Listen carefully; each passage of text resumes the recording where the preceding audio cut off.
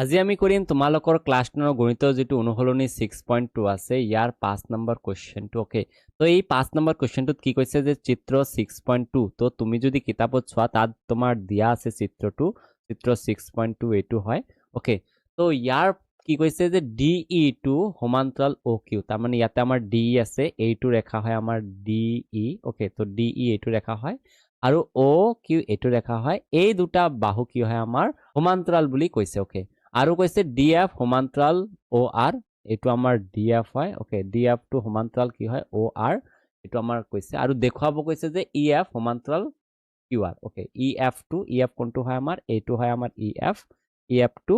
QR ৰ লগত সমান্তৰাল বুলি আমাক দেখুৱাব কৈছে তো এই কোৱেশ্চনটো কৰিব কাৰণে তোমাৰ দুয়োটা সূত্ৰই দৰকাৰ হ'ব উপপাদ্য 6.1 আৰু উপপাদ্য 6.2 তো তোমাৰ এই উপপাদ্য দুটা ভালদৰে বুজি পাব লাগিব ওকে তো এই সূত্ৰ দুটা তোমাৰ এই কোশ্চেনটো কৰিব কাৰণে ইউজ হ'ব ওকে তো যেটো আমাৰ 6.1 উপপাদ্য আছে ইয়াতে কি কৈছে যে যদি এডাল ৰেখা কোনো ত্ৰিভুজৰ এটা বাহুৰ সমান্তৰালকৈ টনা হয় আৰু ৰেখা দুডালে আন দুটা বাহুক দুটা নিৰ্দিষ্ট বিন্দু ছেদ কৰে তেনেহলে সেই বাহু দুটা একে অনুপাতত বিভক্ত হ'ব তাৰ মানে কি কৈছে ধৰা যদি এডাল ৰেখা থাকে এনেকুৱা ধৰ এটা ৰেখা আছে এটো এই ৰেখাটো ধৰা কোনো এটা ত্ৰিভুজ এটো আমাৰ ত্ৰিভুজ আছে ধৰা A B আৰু C ত্ৰিভুজ আছে এই ত্ৰিভুজৰ কোনো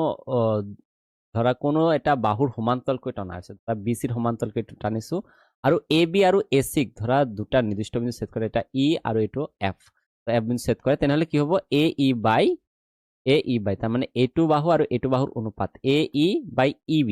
EB সমান সমান হ'ব AF বাই FC AF বাই FC এটো আমাৰ উপপাদ্য 6.1 ত কৈছে ওকে তো উপপাদ্য 6.1 টো প্ৰথমত লাগিব ওকে তো তুমি কি কৰিবা তো প্ৰমাণত তুমি প্ৰথমতে যেহেতু দি কিনে এই সূত্ৰটো তুমি লিখি লবা যে কি লিখিবা যে যদি এডাল তো ইয়াৰ পৰা তুমি ইখিনলৈকে লিখিবা মই ডট ডট দি দিলো ওকে মই ডট ডট দি কিনে এটো লিখি দিলো বিভক্ত হ'ব ওকে বিভক্ত হ'ব তুমি এই লাইনটো লিখি দিবা ভালদৰে ওকে তাৰ পিছত তুমি এইটো চাবা যে DE সমান্তৰাল OQ আছে আমাৰ DE কোনটো হয় এইটো হয় আমাৰ DE সমান্তৰাল কি আছে O আৰু Q তো তুমি ভাবিবা যে এই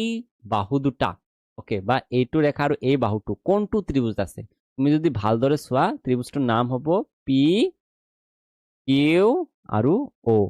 তো এই ত্ৰিভুজৰ মাজত এই বাহু দুটা আছে তো আমি লিখিম যে এতেকে ত্রিভুজ PQOৰ ওকে তো ইয়াৰ ভিতৰত এইটো আমাৰ দিয়া আছে DE সমান্তৰাল OQ DE তো সমান্তৰাল হয় OQ ৰ লগত ওকে এইটো আমাৰ দিয়া আছে এইটো ব্ৰেকেটতো লিখিব পাৰা দিয়া আছে ওকে এইটো আমাৰ দিয়া আছে তেন্তে কি হ'ব এই সূত্ৰটো মতে যে 6.1 উপপাদ্যটো মতে কি হ'ব যে PE তাৰ মানে এইটো বাহু আৰু এইটো বাহুৰ অনুপাত তাৰ মানে PE বাই EQ তো আমি লিখিম PE বাই EQ সমান সমান হ'ব PD এইটো আমাৰ PD হয় PD বাই DO তো ইয়াত তলত লিখি দিম DO এইটো হ'ব আমাৰ তো এইটো আমি 1 নম্বৰ দিম তো আমি 1 নম্বৰ দিম ওকে তো তাৰ পিছত আকৌ তুমি যদি চোৱা কোৱেশ্চনটোত ইয়াতে দিয়া আছে DF সমান্তৰাল OR ইয়াতে যদি চোৱা এইটো আমাৰ DF হয় ওকে আৰু OR টো হয় এইটো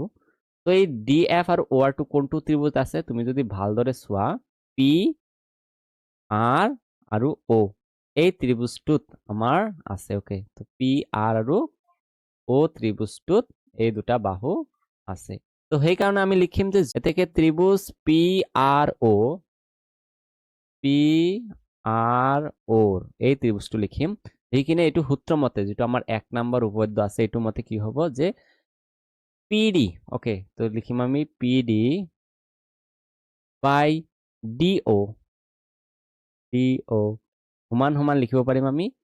PF বাই FR PF বাই FR এইটো নাম্বাৰ দিম আমি 2 এতিয়া তুমি যদি চোৱা 1 আৰু 2 ৰ পৰা আমি লিখিম 1 আৰু 2 ৰ পৰা পাও 1 আৰু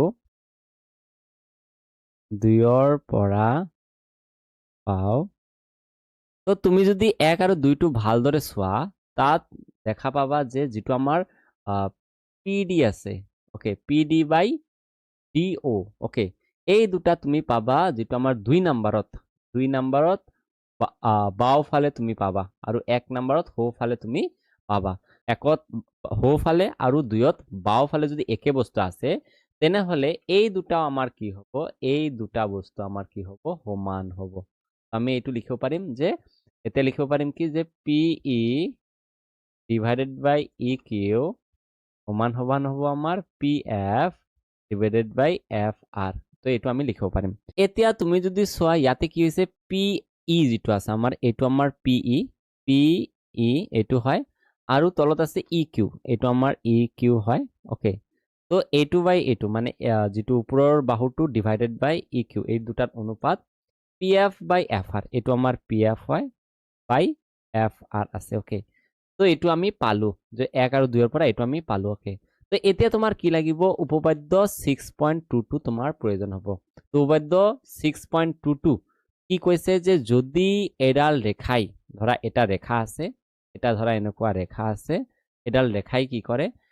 এটা ত্ৰিভুজৰ যিকোনো দুটা বাহুক একে অনুপাতত ভাগ কৰে ধৰা এটা ত্ৰিভুজ আছে এনেকুৱা এটা ত্ৰিভুজৰ ধৰা AB আৰু AC একে অনুপাতত ভাগ কৰে ধৰা এইটো আমাৰ P আৰু Q একে অনুপাতত ভাগ কৰে বুলি কৈছে যে AP বাই PB সমান সমান AQ বাই QC তো এইটো সূত্ৰ মতে এনেকুৱা কৈছে যে একে অনুপাতত ভাগ কৰে তাৰমানে AP বাই এইটো ওপৰটো আৰু তলৰটো PB আৰু AQ বাই QC এই দুটা সমান বুলি কৈছে তো সমান হলে কি হ'ব যেটো আমাৰ PQ আছে PQ টো এই ৰেখাটো কি হ'ব এই BC ৰ লগত সমান্তৰাল হ'ব বুলি আমাৰ উপপাদ্য 6.2 ত কৈছে তো যেহেতু লিখি কিনে তুমি কি কৰিবা এই সূত্ৰটো লিখি দিবা যদিৰ পৰা বাহুৰ সমান্তৰাল লিখি ওকে তুমি এইটোৰ পিছত এই সূত্ৰটো লিখি দিবা যদিৰ পৰা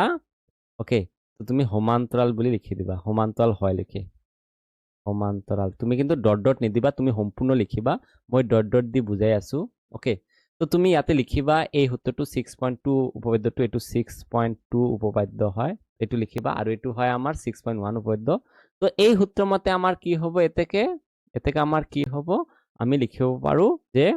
EF সমান্তৰাল কি হ'ব QR এইটো আমাৰ EF যেটো আছে EF টো সমান্তৰাল কি হ'ব QR টো হ'ব ওকে তো ইখিনিয়ে তোমাৰ কৰিব লগা ওকে তো তুমি যদি ভালদৰে বুজা নাই আকৌ ভিডিওটো চাবা ওকে তো চাই কিনে তুমি ভালদৰে বুজি লোৱা এই অংকটো কিয়নো এই অংকটোত কি হয় তোমাৰ দুয়োটা সূত্ৰ ইউজ হয় তো উপপাদ্য 6.1 আৰু উপপাদ্য 6.2 দুয়োটা সূত্ৰ ইউজ কৰিহে তোমাৰ এই অংকটো কৰিব লাগে ওকে